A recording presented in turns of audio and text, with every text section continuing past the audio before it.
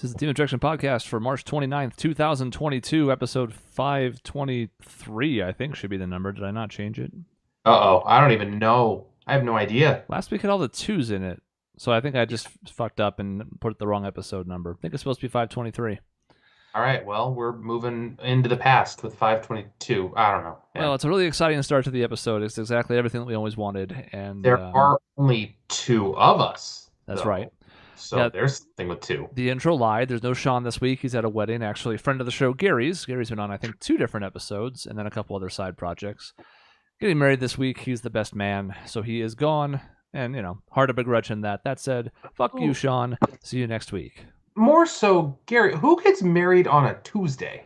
Well, I think he's there to help, you know, because there's other wedding proceedings, probably like a wedding party dinner and other stuff. The bachelor party, I think, is happening this week.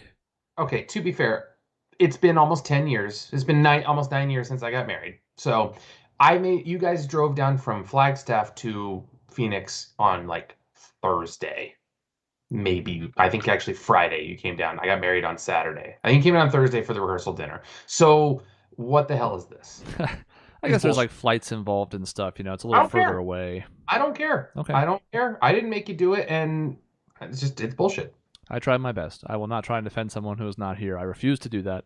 I'm not even attacking Sean on this one. Oh. I mean, someone else, you know, the wedding guy whose wedding it is, of whom I don't care. That's right.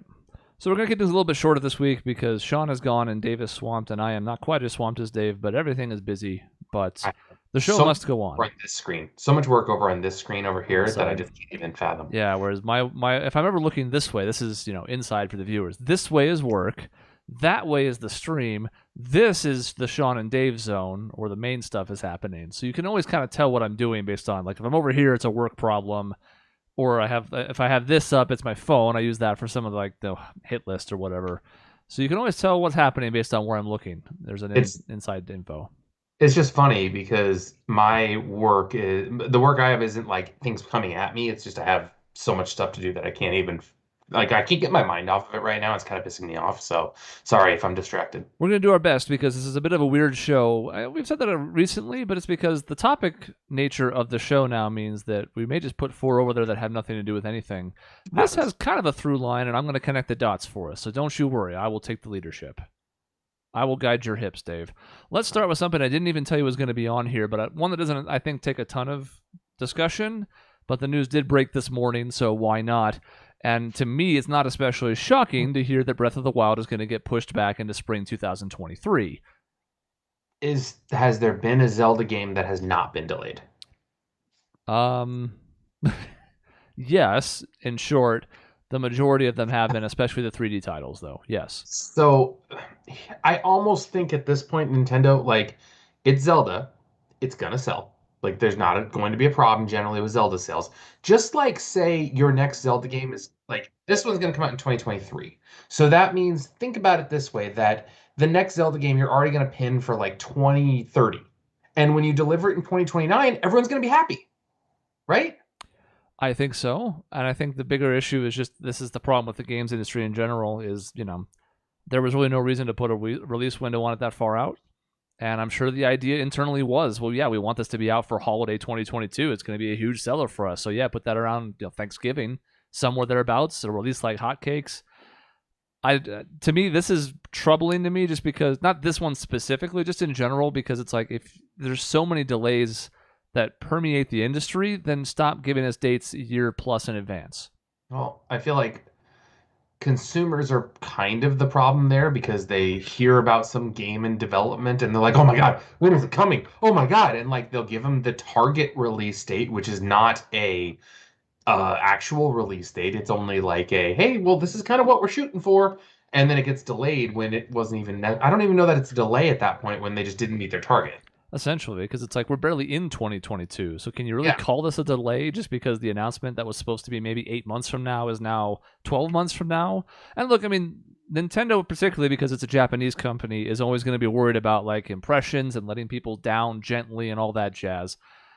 But I mean, to me, I look at this, I look at the movie industry where it's like, well, we have dates for the Avatar movies through 2029. And I'm like, well, a lot of shit can happen between now and 2029. Have you seen the last 2 years? Because it changed a whole bunch of different release dates that all sorts of folks thought they had dreamed up.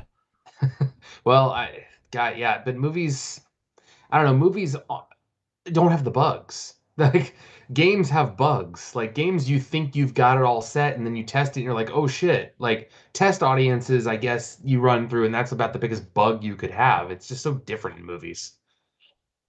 I think to me, I mean, Jack Rock brings up a good point too. Actually, all three folks in chat have been right so far. Doug, the sword was kind of cool. I didn't see It'll it. probably break after 30 uses, but whatever. Mike, I think, yeah, I mean, there's the famous Miyamoto quote that we've probably referenced a half dozen times on here where, better to delay a game and make it good than release a bad one, essentially.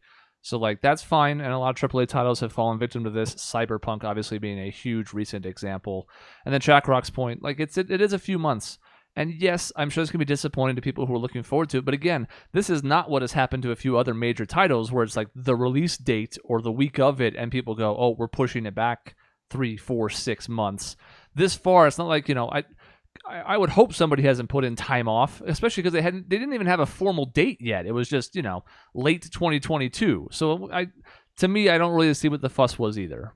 And maybe I'm heartless in my age that I am now, but like don't like you can't I don't know that you can necessarily plan around a game being released and put time off for it, I guess. It's hard for me to reconcile that in my brain. Like I don't know that I've ever done that even in my younger years. So the idea of being like, I'm gonna put time off because this game's being released this day and I have to play it all in one day. Like, I don't know, man. Like it happens. It's entertainment. It happens. Let's just roll with it when you can get it. I think I'm the same way. Maybe that is just us getting older. But even for the biggest stuff that I care a ton about, I'll either make time over the course of that same day, work or not, like last minute, or I'll just like get the hell off social media until I have a chance to.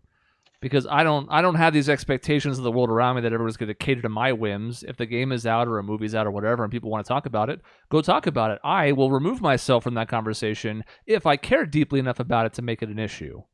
You bring up an interesting point about social media. Spider-Man was the recent example for me. Like when the newest Spider-Man came out, there was all these people saying like, I don't want to get it spoiled. I don't want to get it spoiled. I had no freaking clue what was going to happen in that movie, and I saw it 3 weeks after it came out. I had absolutely no idea what was going to happen in that movie, and I remember seeing some people being like, I just couldn't avoid spoilers. It was just no way. I was like, what do you mean there's no way? Like, stop looking for it almost. Like, don't be so attached to social media in that sense. I don't know. It's not hard to me to not have spoilers. I think a little bit of it is the fact that social media sort of curates based on what you look at. So if you were already into a bunch of tweets talking about the movie or whatever, then you're more likely to see those on your general feed. Yeah. I get it to an extent, but I still agree because, I mean, to me, the bottom line is like, I watched this happen. I still haven't seen No Way Home. I still really would like to, but I have seen the conversation change. The first few days, people generally did a good job of not spoiling some of the big surprises that were in it. I already know some of them, because over time, as a couple of weeks went by, that window of grace kind of closed. And now it was like, okay, well, now it's sort of open season on talking about the film in a more big picture approach and maybe spoiling a few things because people want to talk about the cool moments that happen. So I think it's fair.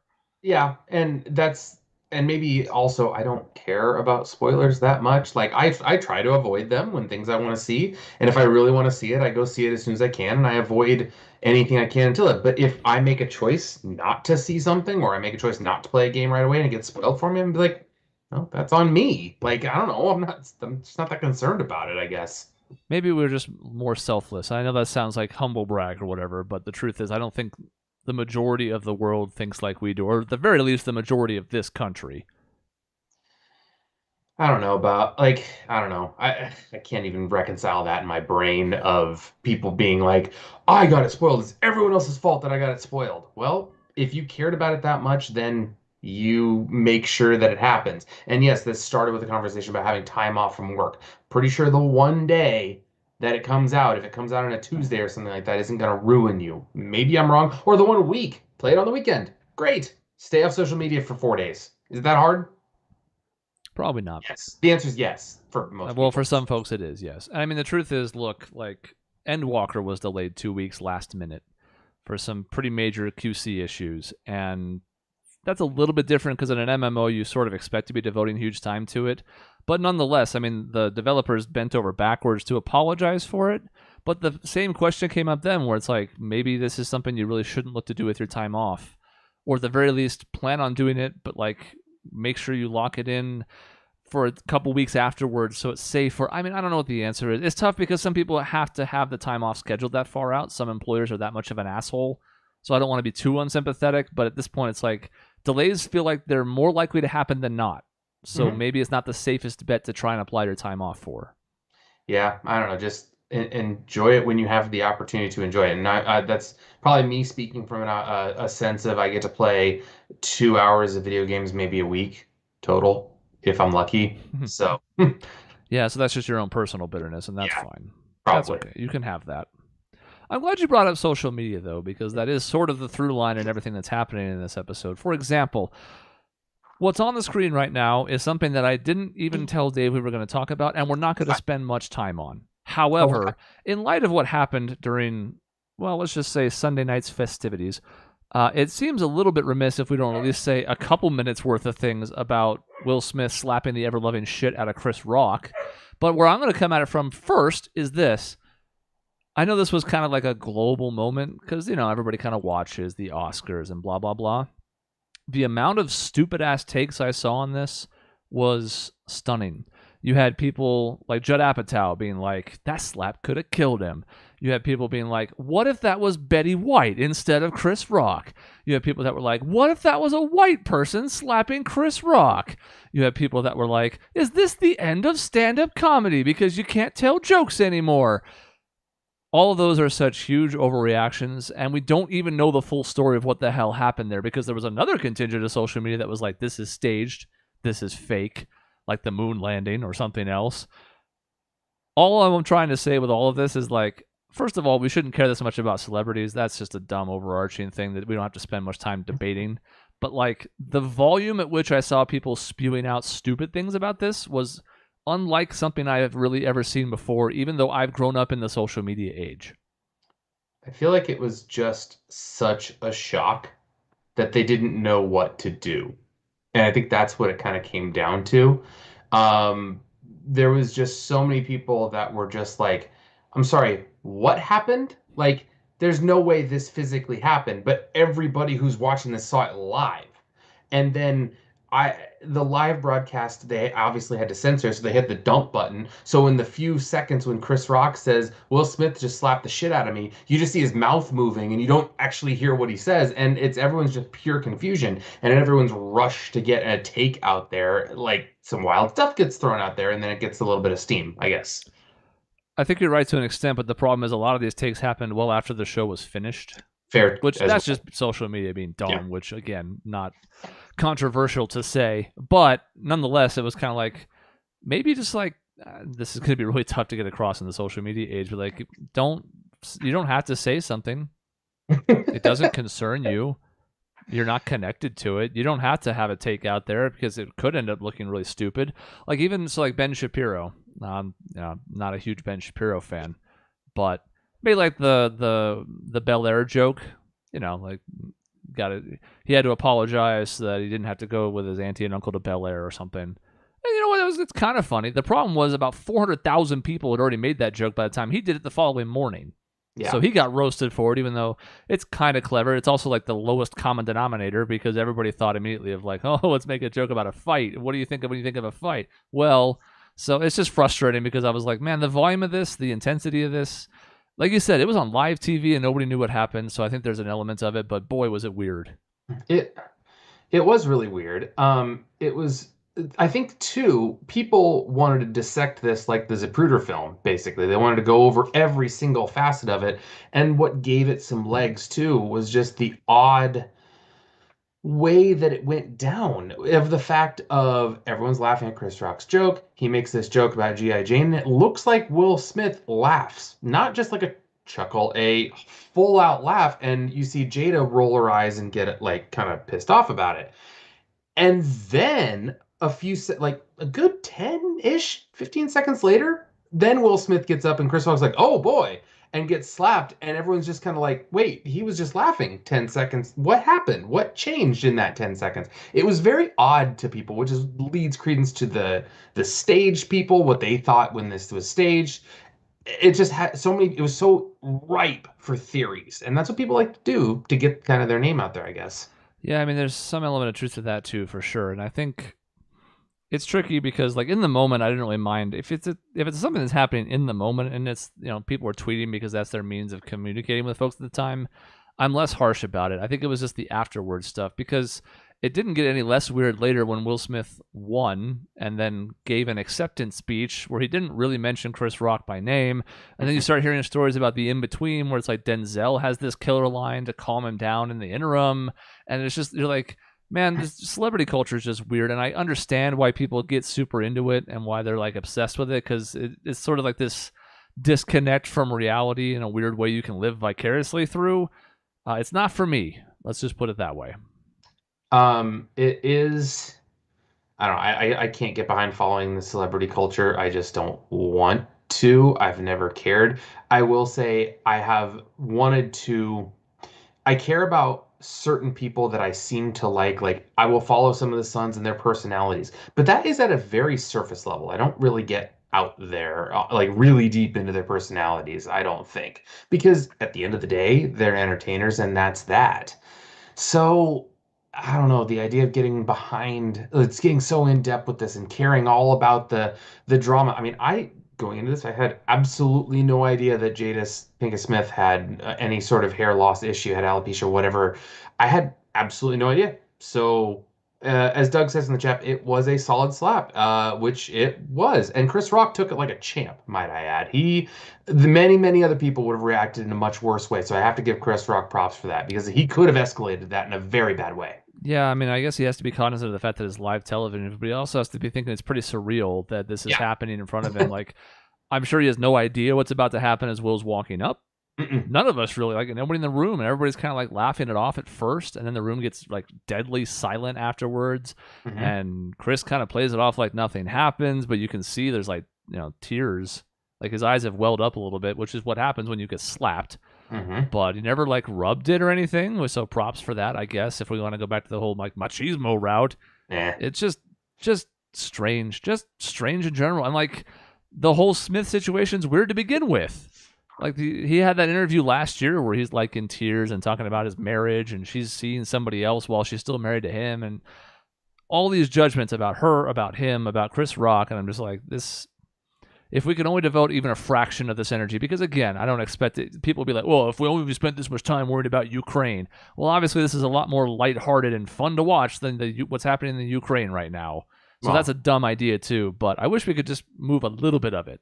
Well, you're not going to solve the issues in Will and Jada's marriage, and you're not going to solve Ukraine. So I guess this one's a little more fun to speculate rather than people's homes getting destroyed.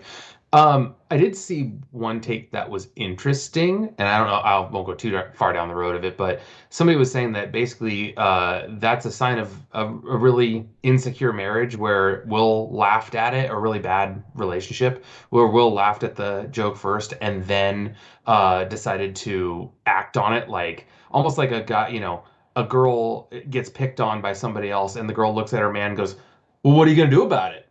Like that type of thing. And so I don't know how their relationship is, but it was just such a weird thing to me that he laughed first and then acted. I don't know. Yeah, I mean, just the gap. Yeah. I think there's the problem of the laugh, and there's also the problem of it wasn't like he went up there immediately and you could be like, oh, he was just pissed. In the moment, yeah. It was like he wasn't pissed until she was. It seemed like, but I don't know. Yeah. It would Chakrak makes it mention if it was somebody else like Jamie Foxx, who is a much larger person. If it was anybody else, this whole situation would obviously be different. So I guess we'd be talking about it differently. But it is really, I guess it's kind of fun for people to start imagining, like they said, what if it was Betty White? Well, Will Smith wouldn't have done that, so that's just stupid. But like, what if it was somebody else? It's kind of interesting to play out in your head how that scenario would have ran down. Yeah, it could certainly be interesting, but I, at this point in my life, especially as I get older, am spending less time on hypotheticals, which is why it's going to be awkward when I bring up this hot take next. Uh-oh. So let's just go ahead and get the hypocrisy out of the way up front, all right? Dave doesn't know what this is. He just knows that I have one. To be fair, I haven't known anything on this, and I almost tried to run with a joke of, what do you mean? Will Smith slap Chris Rock? What? I tried, but I couldn't even play that. You just knew I knew. Well, it's okay. I understand. I have a hot take. Oh, there we go. It's important to do it correctly even if Sean's not here. Mhm. I am so fucking sick and tired of the phrase MVP conversation. I am completely over it. And look, as Suns fans, hold on, let me switch my other window. There we go. As Suns fans, we have plenty of ammunition over the last couple of years to where we've been sort of at the forefront of that conversation. Because Chris Paul last year, because of the Suns' rise, which we've obviously talked to death, and then Devin Booker this year is getting a late push from primarily himself, but also his peers, including John Morant, who's also in the conversation. And Isaiah Thomas. Isaiah Thomas, who that's weird, but okay. You would think that we would be more interested in this as a way to be like, oh, well, it's finally a chance for our guys to get their due or whatever. I am so fucking tired of all the fucking air and oxygen being wasted on people that are 5th or 6th in the MVP race, a race that is for exactly one winner, as a reminder, that, like, I'm completely over it at this point. I'm done. I'm out. I don't care where Booker finishes. It'll probably be like 5th. Because he's not going to win, and he shouldn't win. There's a clear top 3 that's separated from everybody else in this race. And all this mental gymnastics to get offended on behalf of the person who's 7th, but should be talked about as 5th, is fucking stupid. It is. Ultimately, like you said, it's a one-person award. And ultimately, I mean, everybody wants their due, and everyone wants their recognition of their accomplishments. I am sure that Devin Booker would gladly take the Finals MVP over regular season MVP. Yeah. Me personally, I would take that. There was an interesting parallel that I heard on Bill Simmons and Ryan Russillo talking on the podcast this past week, where Russillo made the allusion to, if you're at a bar and you try to shoot your shot with a girl, and she said, well, there's 3 other guys that I'm kind of considering, but you're 4th, so you're in the conversation. So if those other 3 fall out, I'll let you know. Like, nobody's happy about that. So I guess it's kind of odd that we're kind of happy or satisfied with the idea of, well, at least my guy's in the conversation of it. I mean, me personally, I want him to win because I'd win $600 if he wins the finals, if he wins MVP. So that's my own personal, but I know he's not going to win it. It's the other thing that goes on with this final stuff is that the criteria does change frequently because it is such a ambiguous award. It's a intentionally vague thing. Most valuable. How you define valuable? Well, there's a lot of ways to define valuable. There's a lot of ways to be valuable. So it's going to be vague and it's going to change all the time. I think it's most frustrating because there's a legitimate debate to be held about where people are going to slot into the All-NBA teams, and there's 15 players involved in that, and tiers of 5, and that has, I mean, I guess MVP is also technically here, but like the All-NBA stuff has massive implications on people's contracts. Mm-hmm. We're talking like $40 million difference sometimes, which is another side topic that we can go down some other time. Mm-hmm. But the fact remains that, like, I don't even necessarily care so much about the MVP conversation. I know I started off with that hot take, so now I'm weakening it. But I care more about it in the sense that I hate it more earlier in the season. Yeah. We were having MVP conversation talks like fucking 20 games in. And at that point, so like Steph Curry was probably the front runner for MVP in like mid-December because the Warriors were first in the NBA. The Suns were right behind them most of that month, but like he was playing super great. Everybody looked like world beaters. Wonderful. I don't even think he makes the top 7 at the end of the year now because he's hurt. They've fallen apart, and so many of the candidates have risen since then. DeMar DeRozan in January hit back-to-back game winners, and the Bulls were on this meteoric rise. And I like the Bulls. They're a cool young team that's probably going to keep getting better. He's out of the conversation now because the Bulls have been dog shit for the last month. So what was the point of arguing if he was supposed to be 5th in the conversation a month ago when he's not even like 10th now? Oh, and you almost screw yourself in a way when you start talking about MVP this early because unless there's an injury like Steph Curry had or a complete change of pace like Steph Curry had or DeMar DeRozan had, like you're almost setting yourself up to say, well, this guy was at the MVP level 20 games in, and he hasn't really changed that level, so clearly he has to still be here, even if someone else may have surpassed him. Because how could you let him drop when he didn't change where he was before? It's almost like how college football was years ago, where you ranked them preseason and then had to follow that ranking throughout the season. And if you kept winning, you couldn't drop because you won. Why would you be punished for winning? Right. So then they kind of fixed that with the playoff rankings, where they'd start 6 weeks in, which I think makes a lot more sense. But this is all opinion. This is all people's opinion. It's not voted on until the end of the season. So I don't even know what we're doing having conversations after 20 games. It makes no sense. And it works in reverse, too. So not only is that right, but now we're also hearing about, like, well, Luka's done this since December. And Luka's been awesome since December. He deserves to be in the conversation. But then it's also like, yeah, but he also sucked, or at least relative to his expectations, in October and November because he came in out of shape and fat. And you don't just get to erase the first 2 months of the season because someone's been a rock star the last 3 months. Doesn't work that way. And similarly, like you said, the criteria shifts all the time, which is why it's almost more stupid to waste time on this discussion because Ja Morant's a nice example. Really great season, should probably win most improved player. I don't think he can be in the MVP conversation if he only plays 56 games and Memphis goes like 22-3 without him.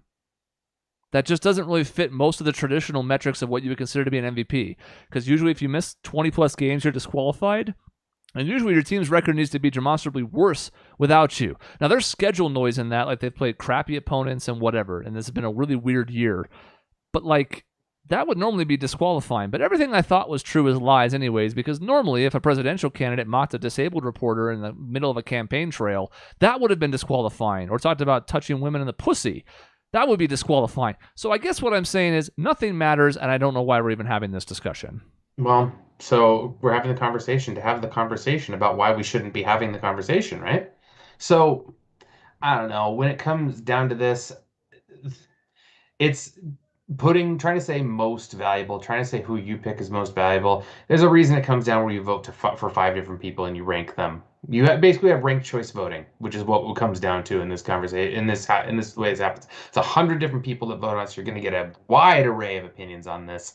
But I also feel like the fact that we have these conversations so early that people get scared to go against the narrative a little bit. So you're going to get these fringe people that might vote Ja Morant first or vote Devin Booker first. And so you get these weird, like, one first place vote and the rest of them are fifth place votes. It's an odd thing. And if we could slow down and give us till maybe start having, hey, who do you think's the MVP this season at maybe the beginning of March? That'd be fine. I think that's fine. Like, hey, look, we've got 5 months of evidence. Let's take a look at this and maybe try to project who's going to have the best season, knowing that there's still another month left. Doesn't make sense. I think it's just funny because, like, I mean, you're right. I'm not expecting, again, while I'd love for the world to be a beautiful utopia where people only talked about things that mattered at the appropriate times, there's certainly a certain level of fun that can be had doing this earlier. But I think if it's pre-All-Star break, if it's 30 games out of 82, then it's a wasted thought exercise. That's really it. That's all.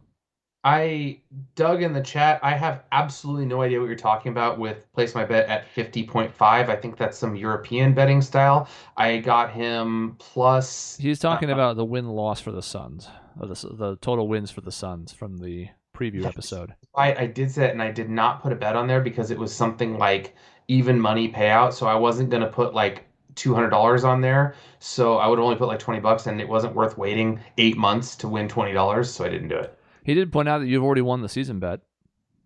Yes, I have. You had 59. I had, I think, 56 and Sean 57 or vice versa. I forget which of us was one lower. But they've already done that, and the season's not over yet, so you win. Congrats. I've been the most optimistic about the Suns, and I continue to be right about them. This is going to really suck when I continue to be optimistic and they slap me in the face in a couple of years. Yeah, it's going to hurt. But here's the one nice thing about it. I mean, we were right about a lot of things in there. Not everything. Like, I said Utah would win 55 plus. They didn't. I said Golden State would be really good. They were. I said Atlanta would be really good. They weren't. But the one thing we were all kind of talking about was how this is a weird season. And boy, has it been for everybody but the Suns. Not to say they haven't gone through their own weirdness or injury issues like they have, but we talked about how like Vegas was setting their over-unders at a point where it seemed like they were being really conservative for a season that was about to be a lot of turmoil. There's only going to be 2 teams that win 55 games. That's it.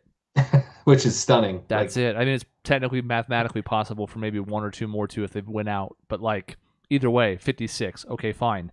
Normally you'd see 3-4 teams in that range. It's going to be the Suns, 60 plus. Memphis probably gets to like upper 50s. That's it. So the over-unders, as usual, Vegas knows what the fuck they're doing, and this is one of those spots where it's like, yeah, they set some tough lines, turns out. Yeah. Well, I remember thinking to myself when I wanted to bet on it, but again, I don't want to wait a season to win $20. But like I was looking at the Lakers over/under. I'm like, man, if they set it like 52, I'm gonna hammer that under because they're not gonna win that many.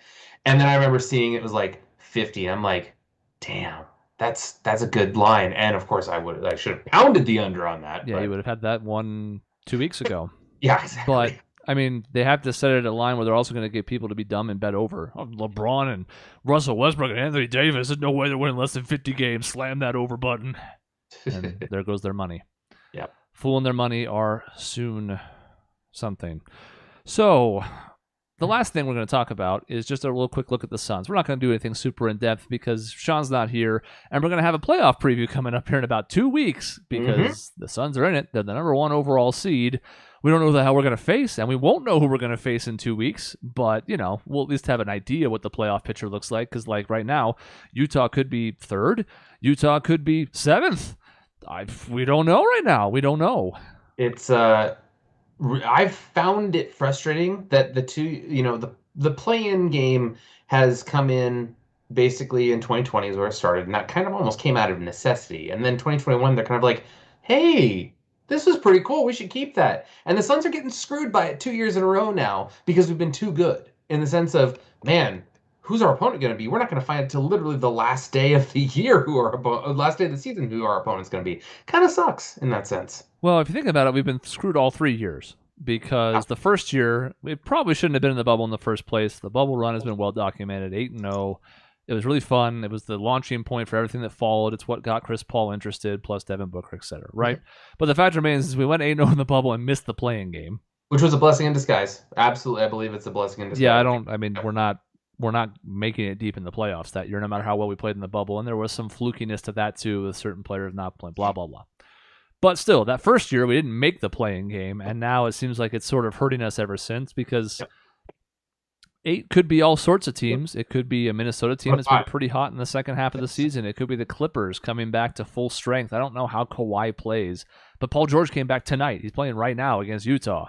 It could be the Lakers who pull their heads out of their ass somehow, and then Anthony Davis comes back and LeBron finds the fountain of youth and they beat the shit out of us. We don't know. You can't even really scout for it. The 3-6 matchup's going to be known, the 4-5, but the leading seeds are going to have to kind of wait and see. Now, I guess the idea is you're supposed to be good enough to beat whoever, but I bet it'd be nice to know. It'd be nice to, especially in our position right now where we're running away with this. It's not like last year with the Jazz. We could have caught the Jazz on the last day of the season potentially and taken over the first seed. Like we've known that we're going to be the first seed for 2 weeks now, where it's kind of like, yeah, we got this. Like it's been 2 or 3 weeks that we're kind of like, yeah, no one's catching us. And so now we're sitting here especially with the way the seeds have worked, we could face one of like 6 or 7 teams in that 8 spot, and it's really frustrating.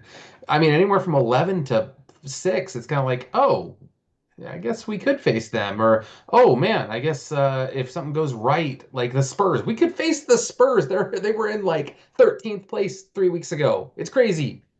Yeah, isn't that weird to think that we'd be rooting for the Spurs for once, just I because mean, it'll knock out the Lakers, and then we get the Spurs, and somehow I don't know how they beat us because like DeJounte Murray goes Super Saiyan or something. No, I mean the only team in that 6-team slot that even worries me a little is the Clippers because I hate them so much, and the thought of even potentially losing them is like torture to my brain. And the fact that they have 2 really, really, really good players that haven't been playing yet, they've been holding, kind of treading water in that 8th spot. So I don't know.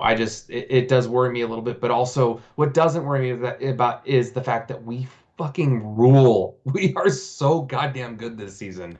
Yeah, I And think I saw a tweet. I couldn't find it to verify this, so now I'm being a bad journalist, but I think I saw a tweet that there were 9 8-game win streaks in the NBA this season, and we have 4 of them. And one of those was 18, and one of those was 11, but you know. Yeah, so it's 2, and so it's 2 8-game win streaks all wrapped into one. Yeah, so really we had 5 of the 10. Yeah, it's funny because we mentioned how weird this season is and how Vegas knew what they were talking about.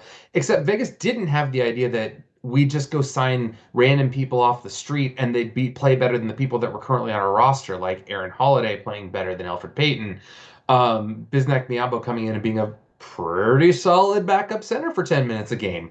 Like, nobody expected that, and yet we're going out and beating the Kings when we're missing 5 of our top 6 people by the end of the game. It makes no sense, and I am all here for it. It's the best. It's so much fun.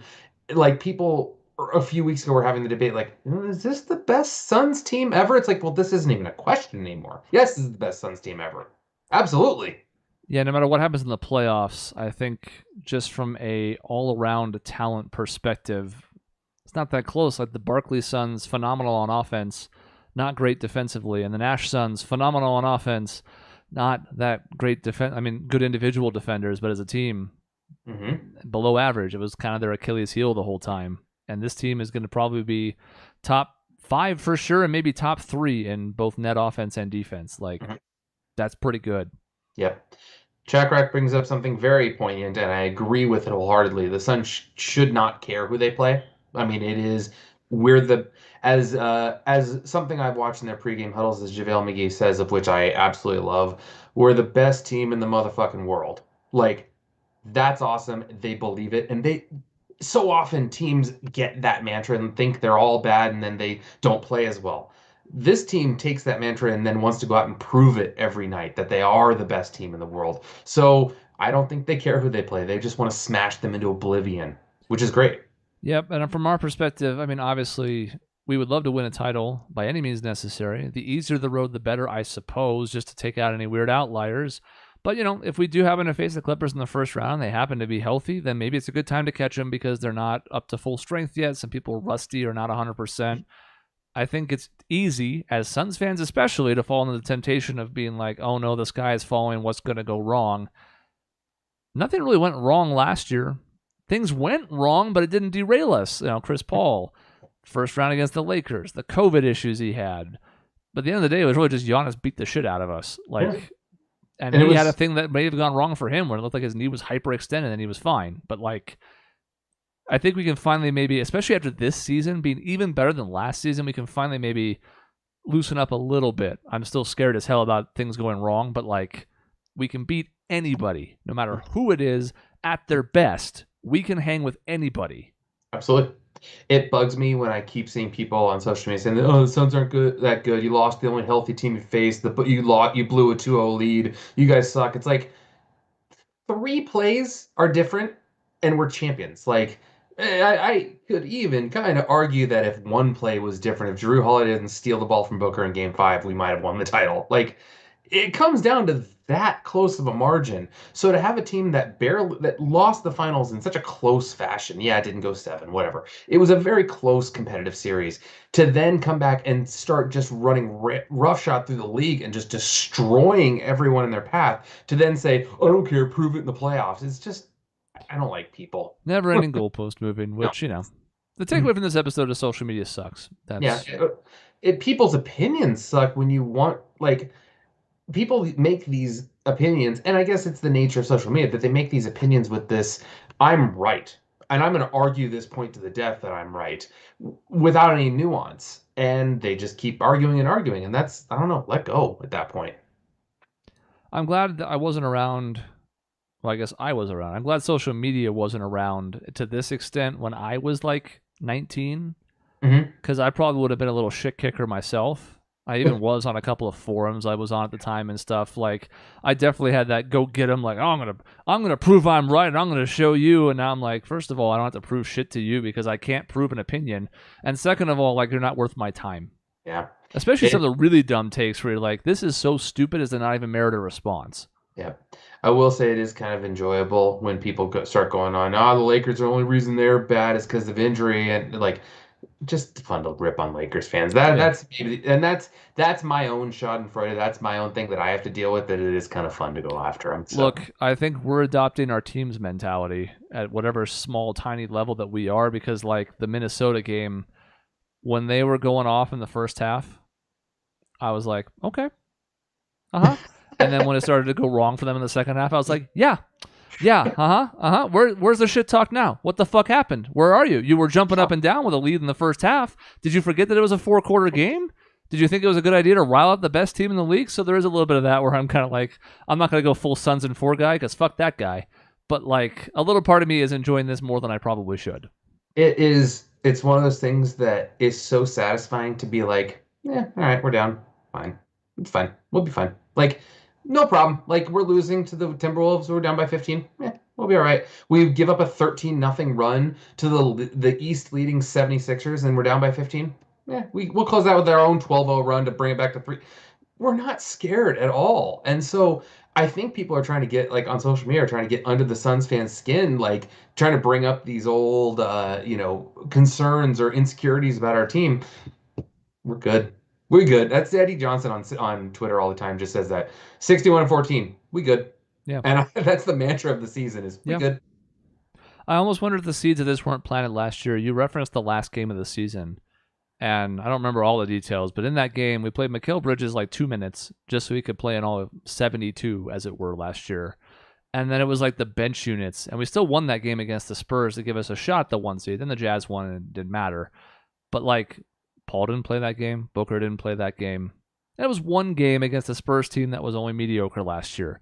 But nonetheless, it showed that like everybody else can step up. The system works. People believe in each other. They support each other. It was almost like we didn't really pay attention at the time. We had our eyes on loftier aspirations in the playoffs that were about to start.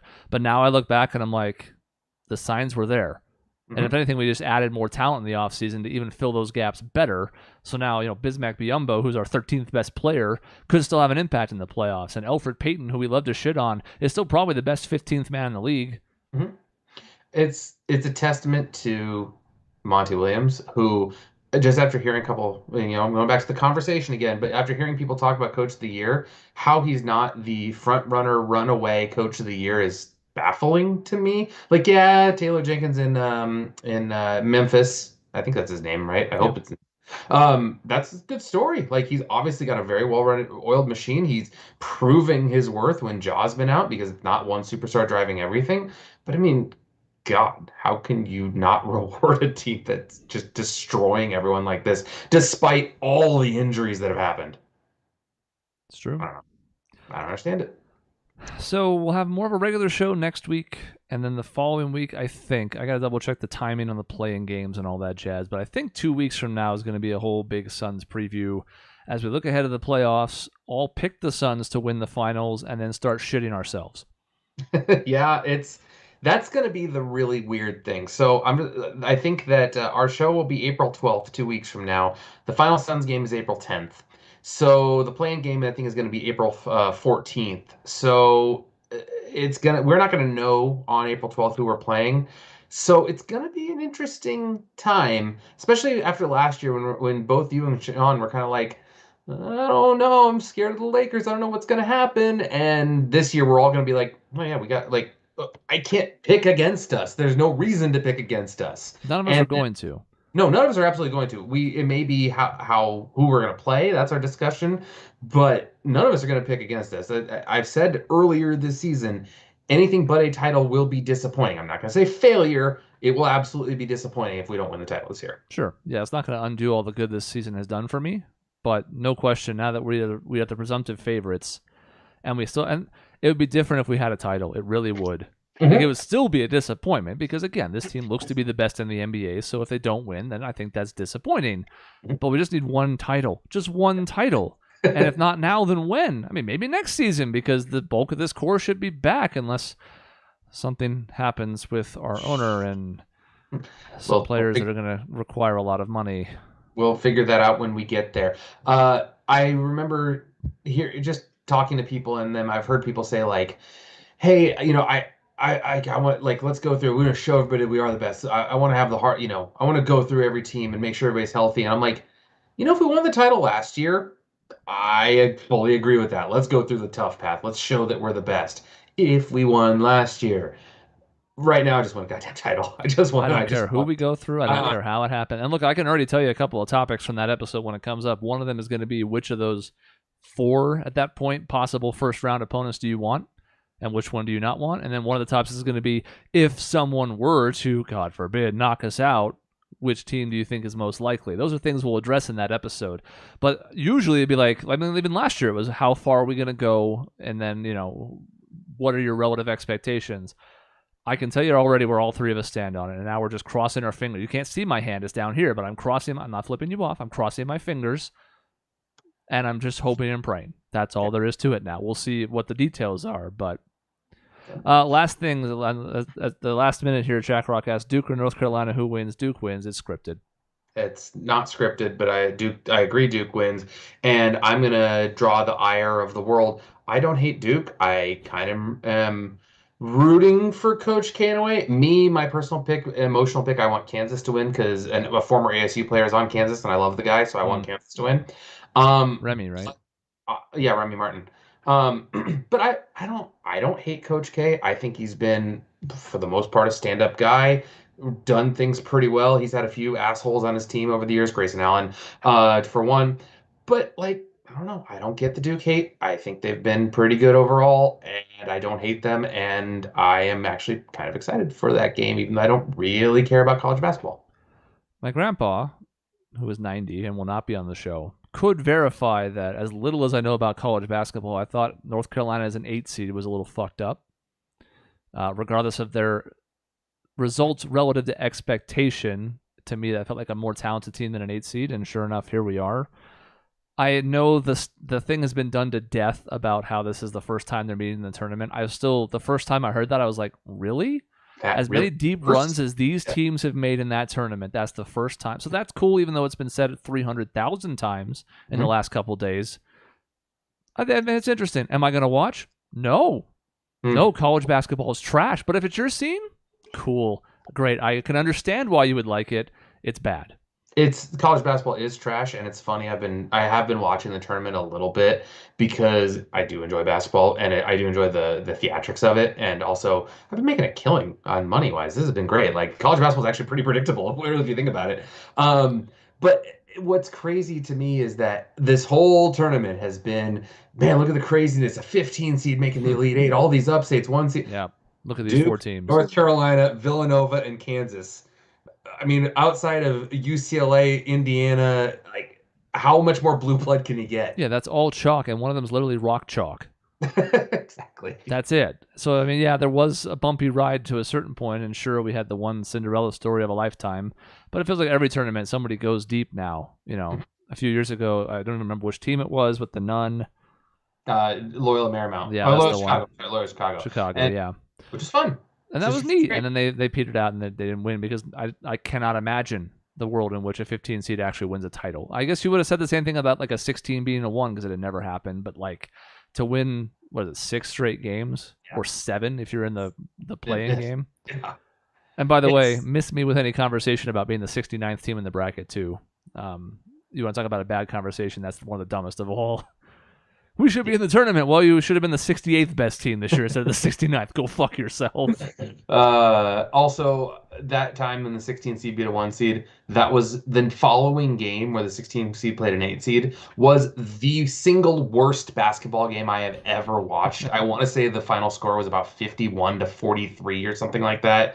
UMBC versus Kansas State, I think is what it was, if you're researching that. No, you're on the work side. Never mind. I'm on the work side, but I was looking up what was the title game a few years ago? Was it Butler? Butler and Duke in 2010, 2011. Where it was like nobody could make a damn shot. Now that wasn't as bad as that game you referenced, but it was a title game. So in relative to expectations, it was pretty gross. Yeah, it was really bad. But I don't know. It's after following the Suns so close this year and then turning and watching the tournament, I mean, like, oh yeah. And then I've still seen the argument, well, college players play defense better. I'm like, you don't get it. They do nothing better. Literally nothing. If you have a rooting interest, that's cool. I'm not really trying to shit on college basketball, even though I have no interest in it. But it is night and day, even at the fundamental level, because the reason that you think college basketball players rely more on fundamentals is because they don't have the athleticism to do anything else. Great. They executed a really good pivot dribble around the top of the key with 25 left on the shot clock, and they passed it around the horn for 15 seconds before they went, oh shit, there's 8 on the shot clock. We got to run some kind of screen and roll and loft up a bad shot. Well, you did it. You did it. Yeah. Yep. Jack Rock, you're right. Villanova's second best player tore his Achilles. Hate to see that. I felt really bad for the guy that did that, and it gives Kansas an easier path to the title game. That's for sure. I mean, here's the problem. At the end of the day, it's terrible for them. I feel bad. They just won a title 3 years ago. So again, that's the Suns fan in me, and I'm like, they'll be fine. Like, it sucks to have what could be another title winning season derailed. I get that totally, but for me, it's the same as like, that's the only reason I dislike Duke because I'm just tired of them winning. So whenever anybody else is playing them, I'm like, oh, cool. A new team. Like Kansas hasn't actually won a title in a while. So I'm like, okay, Kansas. Sure, I'll get behind them, I guess. I don't know. It is different with college because there's only a couple of years. Like they only have 2 or 3 years. Yeah, and like an individual for him, it's devastating, and I totally get that. But I didn't expect to go college basketball for 5 minutes. All right, I'm okay with it. Well, that's thanks to Jack Rock because I wasn't going to put it as a topic. Thanks, Jack Rock. I even watched a handful of parts of games with you and or my grandpa that weekend, and it wasn't like it was bad. There were a couple that were entertaining, but it was entertaining because of the drama and the stakes, not because of the caliber of basketball. Exactly. For the most part, there were still some good individual plays and stuff. It's not that these guys are bad, but looking at the talent from a team perspective, my God, is it night and day. Yes, it is. All right, well, that's the end of this episode. Next week, Sean should be back. We can ask him about the wedding or never bring it up again. Who knows? That one. Let's do that. Probably. I'll ask him about it on the side, but I don't think it really makes for a show topic unless something weird and wacky happens, in which case, we'll see. But that's the end of the show. In between episodes, you can find us at our website, objectionnetwork.com or youtube.com/objectionnetwork. We're going through Across the Obelisk right now and making Dave play it, and we have an exciting conclusion coming up, not this weekend, but next, so you should check them out. We'll see you next time.